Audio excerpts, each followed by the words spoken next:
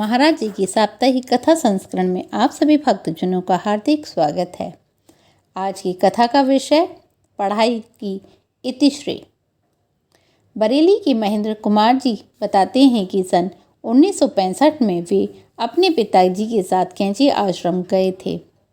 रास्ते में जब उनकी बस पर्वतीय भूभाग से चल रही थी, आपने अपने पिताजी से कहा कि यदि यह सफ़र मोटरसाइकिल से किया जाता तो बड़ा आनंद आता।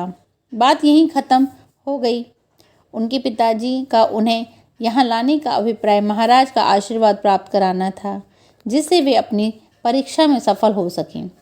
बात असल में यह थी कि वे 2 वर्षों से अपनी परीक्षा में असफल हो रहे थे।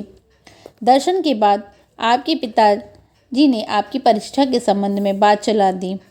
बाबा तुरंत बोले, ये पढ़ेगा नहीं, ये मोटरसाइकिल चलाएगा। बाबा का बात के सुनते ही वे अवाक रह गए। आपको अभी रास्ते में कही अपनी बात याद आ गई। आपके पिताजी के बहुत अनुनय विनय करने पर बाबा बोले, हम झूठ नहीं कहेंगे, हमें जरा हनुमान जी से पूछ लेने दो।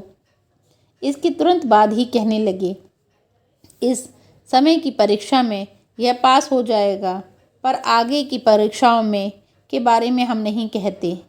आप कहते हैं कि यह मैं अच्छी तरह से जानता था कि मैंने परीक्षा में क्या किया है, पर मैं उत्तीर्ण घोषित किया गया।